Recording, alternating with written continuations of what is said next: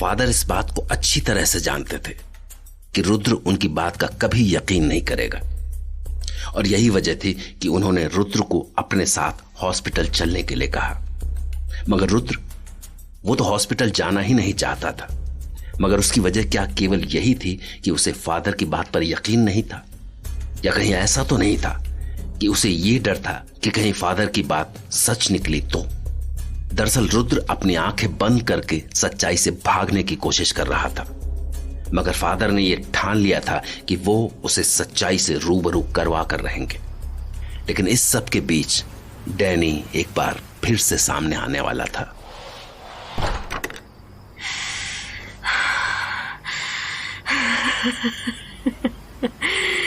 बच्चे, छोटे छोटे बच्चे, आई लाइक देम। मुझे बहुत पसंद है, और अब तो वो भी मुझे बहुत पसंद करते हैं। बच्चों, मैं आ रही हूँ। देखे तो जरा, आज कौन खुशनसीब बच्चा होगा जिसकी विश जेनी पूरी करेगी। Jenny the angel. हाँ, कौन है वहाँ? Jennifer. So, are you going for your hunt? Yes, Danny. I'm going for hunt, and they are waiting for me. अब मुझे जाना है। Jennifer, shut up and stop it. What happened, Danny? मैं तो बिल्कुल वैसे ही कर रही हूँ जैसा तुमने कहा था। अब बच्चे मुझे पसंद करते हैं। They are enjoying the pain. Jennifer, they are enjoying the pain, but they have your memories. वो तुम्हें जानते हैं। उन्हें पता है कि उनके साथ क्या हुआ है। उन्हें पता नहीं लगना चाहिए। उन्हें पता नहीं लगना चाहिए कि तुम कौन हो। Danny, I'm not getting your point. उन्हें याद नहीं रहेगा तो वो उस मोमेंट को अपनी मेमोरीज में एंजॉय कैसे करेंगे? उन्हें मेरे बारे में कैसे याद रहेगा? जेनिफर, उन्हें याद होना चाहिए, लेकिन बस उनके ड्रीम्स में। ड्रीम्स में? हाँ, ड्रीम्स में। तुम्हें उन्हें कन्विंस करना सीखना होगा। ये तुम पर है कि वो बच्चे क्या याद रखें और क्या भूल जाएं। तुम्हें हमारी पहली मुलाकात याद है? हाँ, हम समंदर के पास मिले थे, और फिर क्या हुआ था? हाँ, मैं आसमान में थी। जमीन की सब चीजें मुझे छोटी छोटी दिखाई दे रही थी। और मुझे ध्यान नहीं आ रहा है। ऐसा लगता है जैसे ये सब सपने में हुआ था। Exactly, Jennifer. उस वक्त तुम्हें बस उतना याद रहता था जितना जरूरी था, और वो भी एक सपने की तरह। लेकिन आखिर में जब मैंने चाहा कि तुम मेरी बात याद रखो, तब तुमने उसे याद रखा और खून चढ़वाने से मना कर दिया। राइट।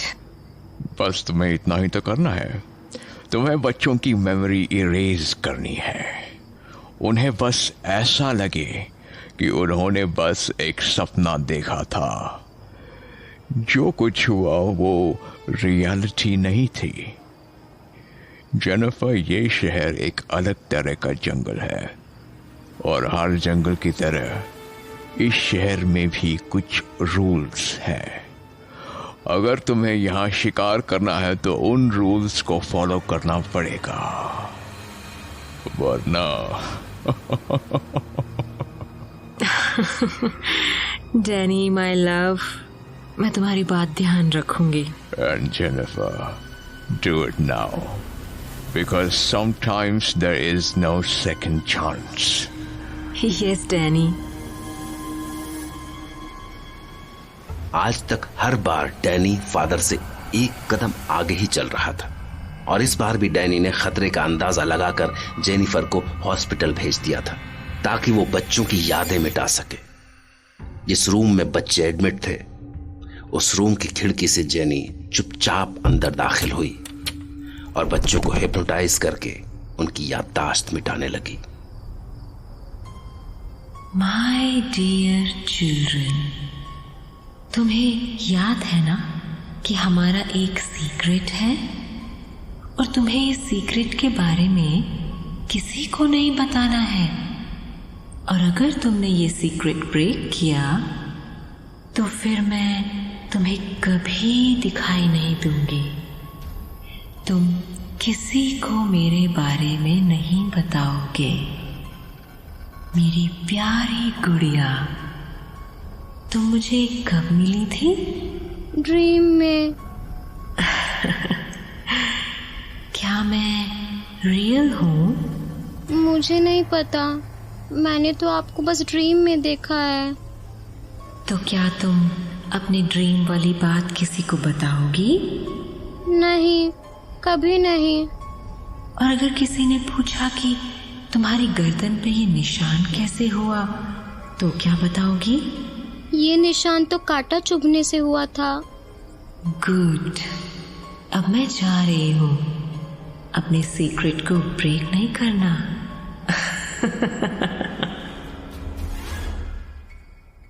जिस तरह से जेनी कमरे में दाखिल हुई थी उसी तरह से अपना काम करके वहां से चली भी गई, लेकिन जाते वक्त अपने साथ वो बच्चों की यादें भी ले जा चुकी थी।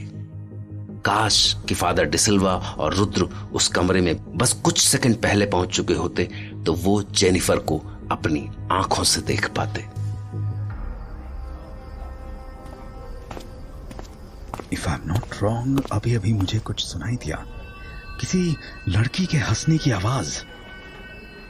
रुद्र, क्या तुमने कुछ सुना? क्या? मैं कुछ समझा नहीं। अब फादर खिड़की के पास क्यों जा रहे हैं? आखिर क्या साबित करना चाहते हैं ये? फादर क्या ढूंढ रहे हैं आप? नथिंग। अब बताइए, किससे बात करनी है? That girl, bed number 8। Hello dear, how are you? मुझे आपसे बात नहीं करनी है।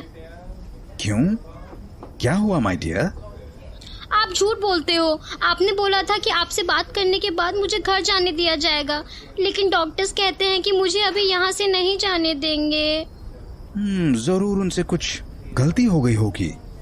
मैं उन्हें कह दूंगा कि वो तुम्हें घर जाने दें। अच्छा, आपने जिन दीदी के बारे में बताया था, आप उन्हें पहचान सकते हैं? Rudra, show her the photo. Yes father. अब इस फोटो को ध्यान से देखो और बताओ, क्या ये वही दीदी हैं जो आपके पास आई थी? आप किसकी बात कर रहे हैं? अरे, आप ही ने तो बताया था उन दीदी के बारे में जिन्होंने आपको बलून दिए थे और बाद में आपकी गर्दन पर बाइट भी किया था। आप क्या बात कर रहे हैं? मुझे तो ऐसा कुछ याद नहीं आ रहा। आप शायद भूल रही हैं। आपने बताया था कि एक दीदी जो व्हाइट कलर की ड्रेस में आई थी, उन्होंने आपको बहुत सारे बलून्स दिए थे। मैंने ऐसा कब कहा? आप ना जाने क्या कह रहे हैं। फादर, अब जबरदस्ती इसके मुंह में वर्ड्स डालने की कोशिश कर रहे हैं। रुद्रा, तुम एक मिनट चुप रहो। अगर आप कह रही हैं कि कोई दीदी आपके पास नहीं आई थी, तो आपके गर्दन पर ये जो निशान है, ये कैसे हुए? ये निशान तो कांटा चुभने से हुए थे। फादर, तो फिर आप में जो एकदम से इतनी वीकनेस आ गई है, उसका क्या रीजन है?